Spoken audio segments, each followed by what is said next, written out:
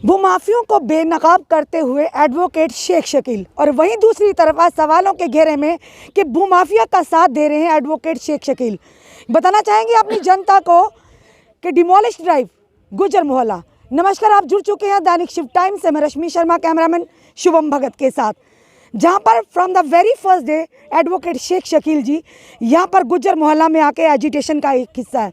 वहीं दूसरी तरफ लगातार आरोप प्रतिरोप लग रहे हैं कि शेख शकील जी कम्युनल इश्यूज क्रिएट कर रहे हैं।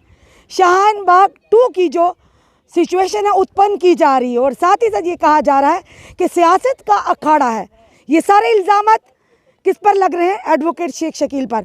आइए जानते हैं कितनी सच्चाई है। आज तीखे सवाल भी इनसे किए जाएंगे, किस तरह से सवालों का जवाब देते हैं ये भी आप जानेंगे। सर, सबसे पहले आपका बहुत बहुत स्वागत है। धन्यवाद रश्मि जी, आपका बहुत धन्यवाद। सर, सबसे पहले एक सवाल आपसे करेंगे कि ये कहा जा रहा है कि आप भूमाफियों का साथ दे रहे हैं, इसमें कितनी सच्चाई है?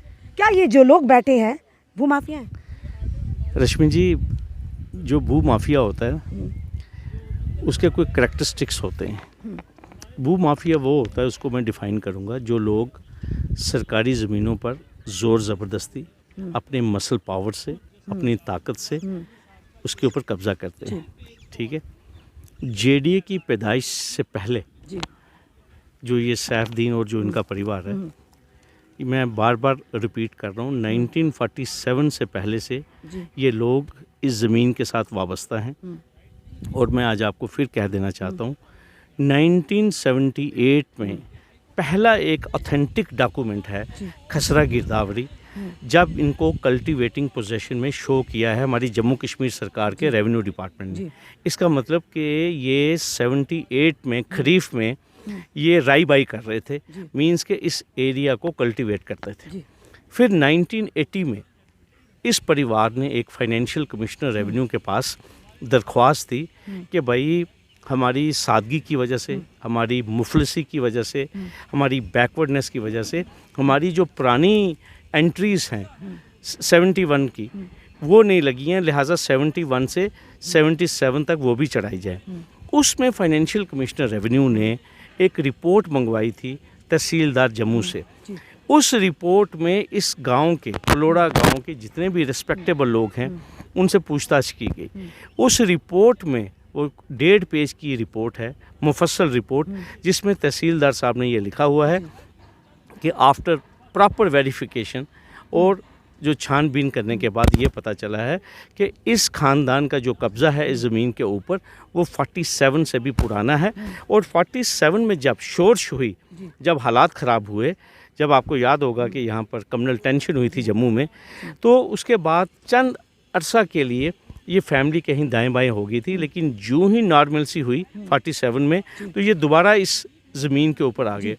तो रश्मि जी, जो लोग 70-80 सालों से इस ज़मीन से जुड़े हुए हैं, ठीक है, उनकी सादगी थी, उनकी गुर्बत थी, वो उनकी गिरदावरियाँ जो हैं वो पुरानी वो नहीं चढ़वा सके, तो उस वजह से इनका ये हालात हुआ कि कभी एक कोर्ट में, कभी दूसरी कोर्ट में।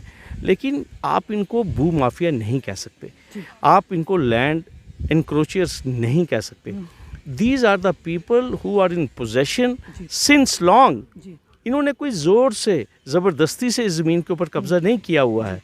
ज़रा बता दें, अगर तो इन्होंने कोई ज़ोर से या ज़बरदस्ती से किया होता तो डेफिनेटली इनके ऊपर कोई पर्चा लगता, इनमें से किसी को सज़ा हुई होती।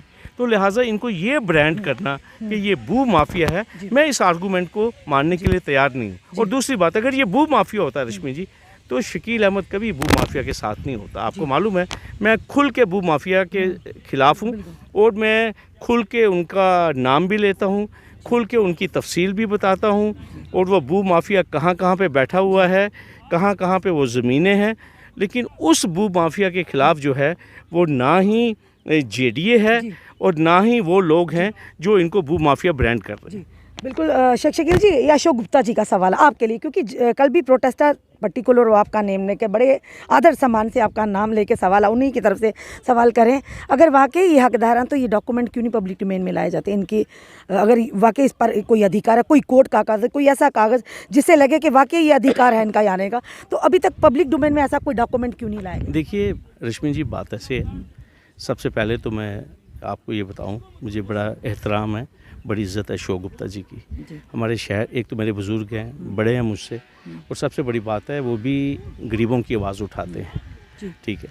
और जो आपने मुझे क्वेश्चन किया कि अगर इनके पास कुछ है, मैं आपको बड़ी रिस्पॉन्सिबिलिटी से मैं आपको ये चीज़ कहूँगा कि यही 1978 की जो गिरदावरी थी, ये हाई कोर्ट में उस रिट पिटीशन का हिस्सा है जिसका फैसला 16 दिसंबर 2021 को हुआ, जिसमें खंडपीठ ने इस परिवार को लिबर्टी दी कि आप किसी और कोर्ट में जाइए और अपनी रेमेडी को परस्यू कीजिए। आपको मैं यकीन से ये चीज़ कहूँगा, अगर इनके पास ये पुराने डॉक्यूमेंट्स नहीं होते, वो तहसीलदार की रिपोर्ट नहीं होती, जो रिपोर्ट ये कहती है कि ये 47 से पहले से ज़मीन से वाबस्ता है, और 1978 की अगर इनकी गिरदावरी नहीं होती तो डिवीज़न बेंच की ये ऑब्जर्वेशन जो थी वो कभी नहीं आती। अगर आप चाहते हैं वो डॉक्यूमेंट्स जो हैं वो हम पब्लिक डोमेन में डाल देंगे। शेख जी, हम चाहेंगे मैं वो डॉक्यूमेंट्स वो कोशिश करेंगे आज शाम को ही, क्योंकि हाई कोर्ट से मैंने ये पूरी फाइल जो है ये हमने कल की निकलवा ली हुई है।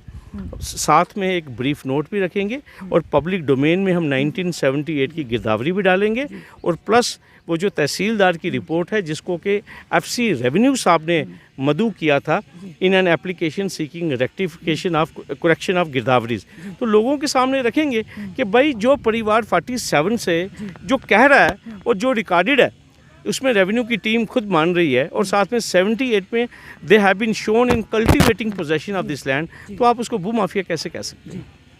शेख जी, एक और सवाल है आपकी तरफ। इन लोगों को गुज्जर कह के रिप्रेजेंट नहीं किया जाए, गुज्जर मत कहिए तो क्या कहें? कौन है ये लोग, किस तरह से रिप्रेजेंट करें, जनता तक किस तरह से हम लाएं? ये हमें भी कहा गया कि आप इससे कम्युनल इश्यूज़ होते हैं, इससे फसाद पड़ने की आशंका होती है। अब सवाल ये है कि गुज्जर को हम गुज्जर नहीं कहेंगे तो क्या कहेंगे?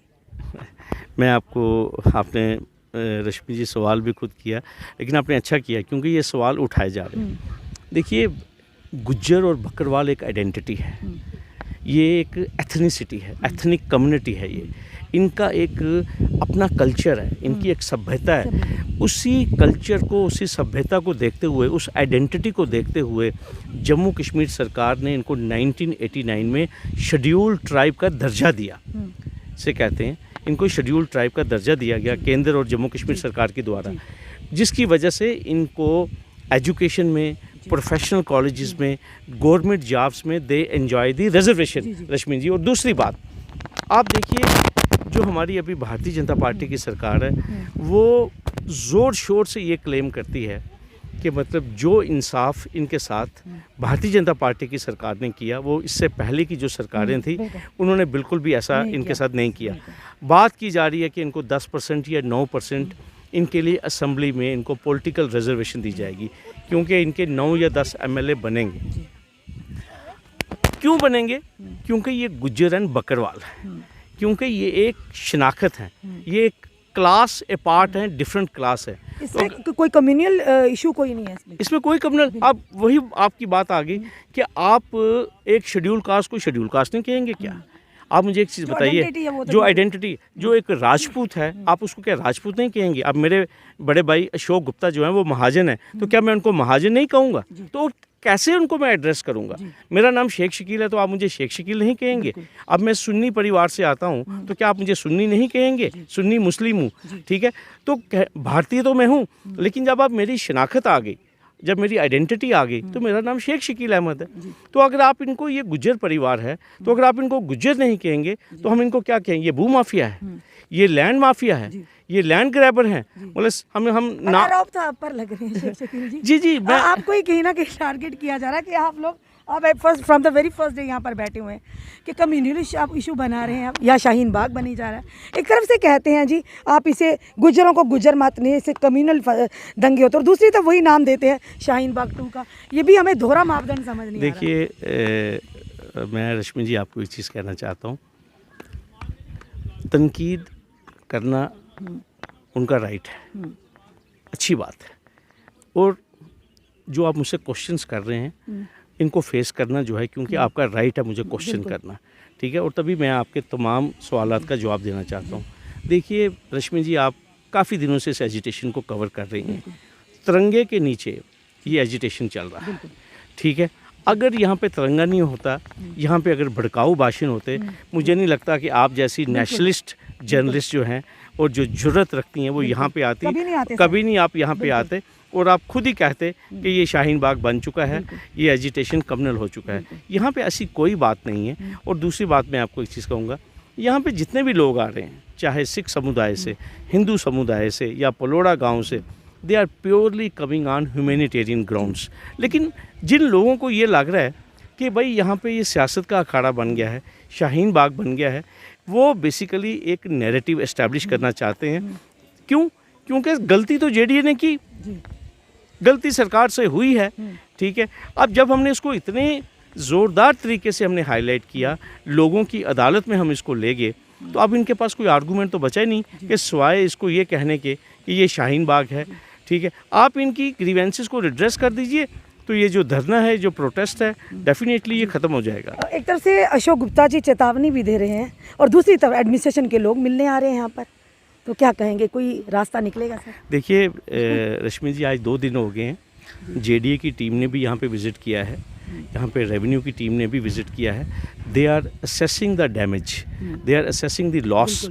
और आपको मैं ये बता देना चाहता हूँ आपके माध्यम से कि जो हमारे एलजी साहब ने 26 जनवरी को जम्मू कश्मीर के अवाम को जो एड्रेस किया है, संबोधित किया, बिल्कुल जी, उन्होंने अपने एड्रेस में सॉलिडेरिटी एक्सप्रेस की है इस परिवार के साथ, और उन्होंने अफसोस का इजहार किया है जो इनके साथ हुआ है, और साथ में उन्होंने ये भी कहा है कि मैं इंश्योर करूँगा कि दोबारा इस किस्म के इंसिडेंट्स जो हैं वो ना हों।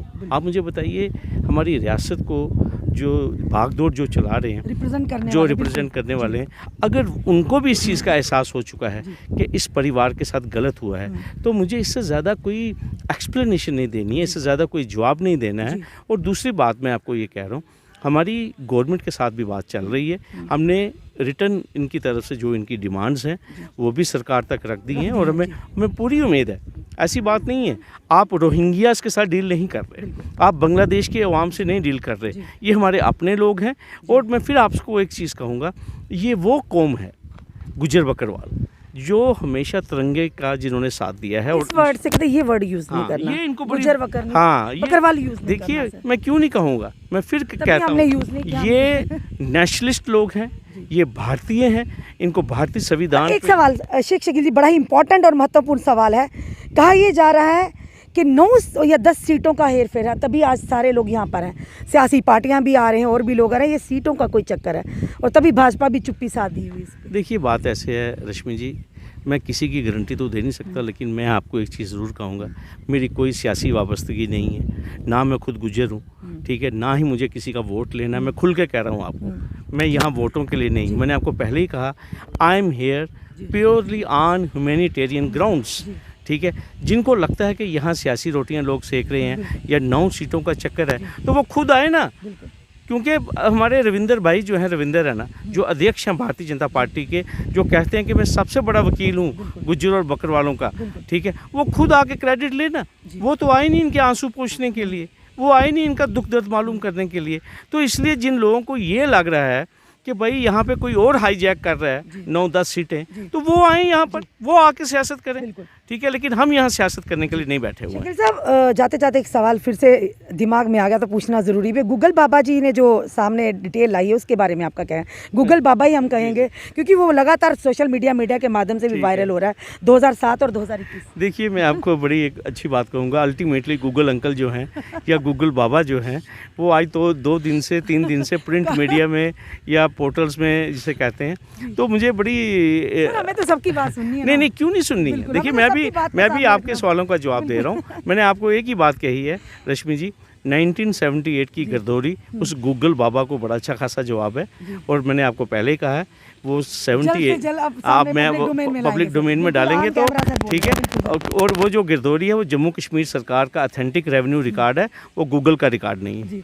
धन्यवाद दर्शकों, ये थे हमारे साथ advocate Sheikh Shakeel ji. From the very first day, पहले दिन से इस एजिटेशन का एक हिस्सा, महत्वपूर्ण हिस्सा बने हुए हैं। इनका ये कहना है कि किसी भी पार्टी से एफिलेटेड नहीं है, ना ही वोट बैंक की राजनीति खेलें, एक इंसानियत के नाते और सच्चाई के साथ चल रहे हैं, और बड़ी जल्दी पब्लिक डोमेन में डॉक्यूमेंट्स भी प्रोवाइड करें, जिसकी काफ़ी लोग इस समय तक मांग कर रहे हैं कि जब भी आप जाते हैं इंटरव्यू करने आप एक ही साइड का दिखाती है। बोलिए, कागज़ बताइए। आज हमने इनसे भी ये सवाल किया और तीखे सवालों का बड़ी अच्छी तरह से जवाब दिया। जल्द ही डॉक्यूमेंट भी पब्लिक डोमेन में होंगे। तो फिलहाल ये कहेंगे कि जिस तरह से हम अपना काम करते हैं, करते रहेंगे और अपने काम के तरीके में ज़रा भी फ़र्क नहीं लाने वाले। इस वीडियो से अगर किसी को आपत्ति है, दिक्कत है, वो तो आपकी प्रॉब्लम है, हमारी नहीं। हम इनकी भी सुनेंगे, हम 127 परिवार अलॉटीज़ की भी सुनेंगे, आम जनता की भी सुनेंगे। तो फिर से कहेंगे, जिन लोगों ने ज़रूर इस वीडियो में आप कमेंट करेंगे, क्योंकि कहीं ना कहीं कोई एजेंट्स है, किसी की हमायती हैं, पर हम आप बात करेंगे हमेशा सच्चाई की, आम जनता की, दोनों पक्षों की बात सामने रखेंगे।